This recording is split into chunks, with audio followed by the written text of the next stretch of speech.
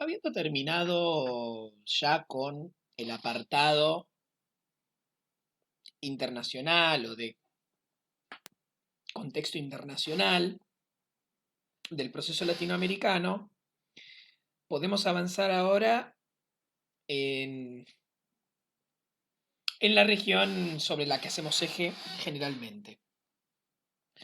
Retomamos algo que dijimos la clase pasada. A pesar de que significaron un gran avance en la democratización política, en el desarrollo económico y en la igualación social, eh, de las sociedades latinoamericanas, los nacionalismos reformistas se mostraron incapaces de superar una serie de límites que terminaron ocasionando su agotamiento y su caída. En primer lugar, sus reformas económicas y sociales nunca llegaron a cambiar radicalmente la estructura dependiente del sistema capitalista ni cuestionaban el poder económico de la burguesía. Eh, o sea, los gobiernos nacionalistas se proponían desarrollar un capitalismo más autónomo, más humano, menos desigual, pero nunca quisieron construir un nuevo sistema, o sea, reemplazar el sistema capitalista por un sistema nuevo. Mucho menos expropiar y destruir a la clase dominante. O sea, ellos fueron movimientos reformistas, no fueron revolucionarios, ¿no? Trataron de cumplir con las tareas de democratización y desarrollo pendientes de la revolución burguesa, o sea, avanzar en lo que algunos llamarían la revolución democrático-burguesa, eh, que habían quedado pendientes, justamente porque, como dijimos en otras clases anteriores, la vía escogida la, para el desarrollo capitalista y la construcción de la sociedad burguesa en América Latina había sido una vía oligárquica y dependiente, totalmente subordinada a las potencias imperialistas en el sistema mundial, con lo cual determinada,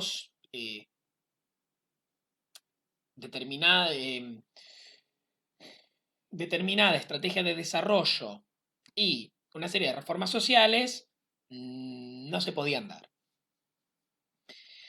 Pero bueno, uno podrá decir, bueno, no fueron revolucionarios.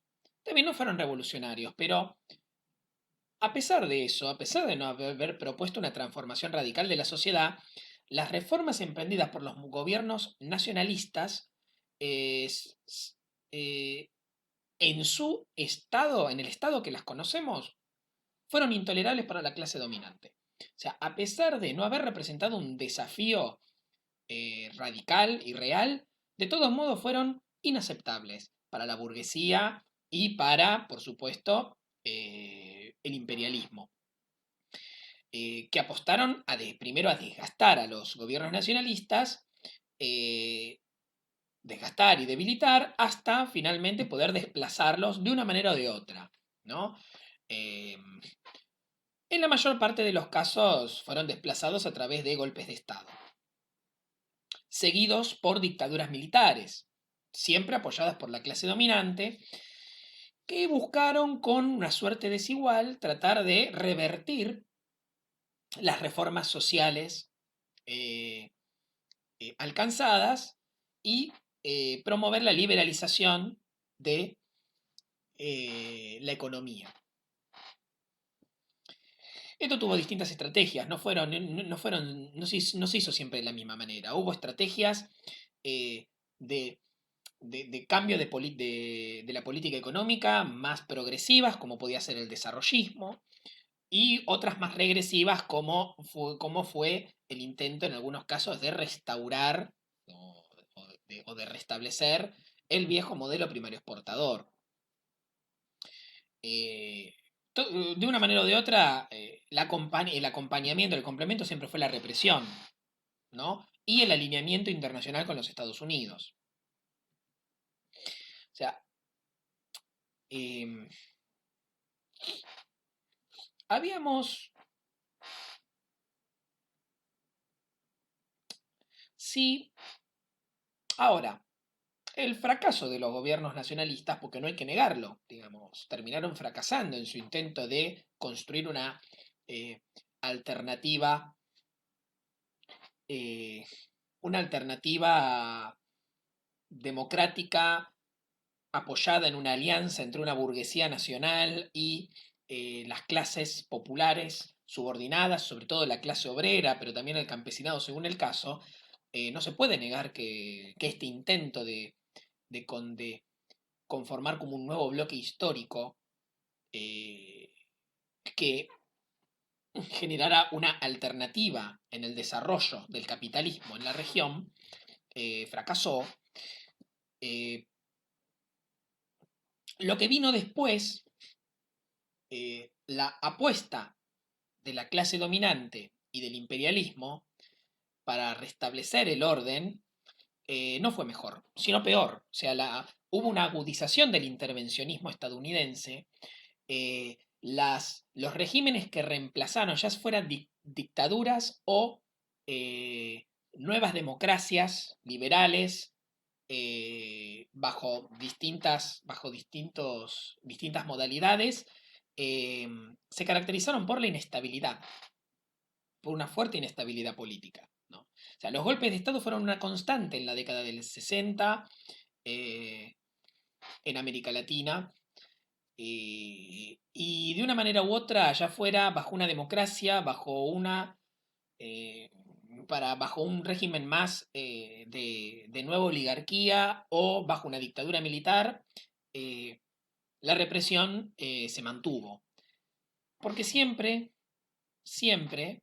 hablamos a lo largo de la segunda mitad de los 50 y sobre todo de los 60 de intentos por parte de la clase dominante y del imperialismo apoyados fundamentalmente en la observación o la regulación por parte de las Fuerzas Armadas, intentos de reconstruir una alternativa eh, afín a los intereses de las fuerzas sociales preexistentes al nacionalismo reformista, eh, pero sin la posibilidad de contar con la legitimidad eh, de las masas que apoyaban ese nacionalismo reformista. Esto es particularmente evidente en el caso de Argentina con el peronismo. O sea, todo lo que se trató de construir después del golpe de Estado de 1955 no pudo sustituir al peronismo con éxito, no lo logró. Y algo bastante similar sucedió en buena parte de de las sociedades latinoamericanas que corrieron una suerte similar. Aunque la dinámica no fue exactamente la misma que en la sociedad argentina, por supuesto. Estamos hablando de sociedades distintas en- en distintos aspectos. Pero en general, eh, la imposibilidad de construir un régimen político y un modelo económico distinto a lo que había sido el nacionalismo reformista, que lograra éxito, digamos, consenso, legitimidad y continuidad, eh, llevó a un intervencionismo constante del imperialismo y a veces bastante explícito, una permanente represión y una gran inestabilidad política, donde, digamos, qué sé yo, por ejemplo, se probaba una apertura democrática. En esa apertura democrática, de alguna manera, se lograba organizar el dispositivo electoral y todo el proceso de apertura de manera tal que una fuerza política afín al interés de la clase dominante y que como mínimo no molestara a Estados Unidos, asumiera el poder. Eso generaba un déficit de legitimidad de origen y prácticamente condenaba a ese gobierno a tener que ver de qué manera se ganaba las masas, pero sabiendo que intentar ganarse las masas significaba tener tener que recibir presiones de la representación de los Estados Unidos en el país, de la clase dominante, digamos, la posición de la clase dominante y las presiones también de las Fuerzas Armadas. En un juego muy desgastante que en algún momento se traducía en la caída de ese gobierno, finalmente, de una manera o de otra.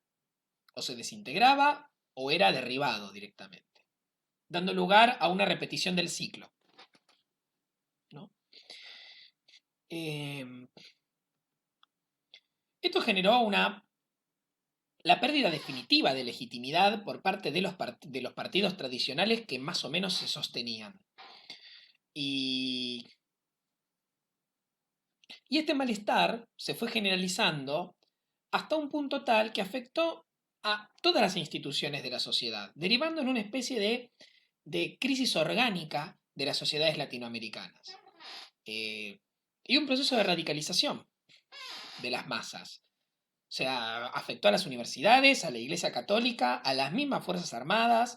O sea, hubo que se vieron convulsionadas por movimientos internos de crítica, fuertes debates, discusiones incluso al interior de la clase dominante con respecto a qué camino tomar para poner fin a las rebeliones, a la conflictividad, cómo poder suprimir o absorber de alguna forma la lucha de clases. Entonces, hubo una situación de crisis que se trasladó incluso al interior de la clase dominante y a las instituciones de la dominación política burguesa, ¿no? Eh, y todo, todo esto a raíz de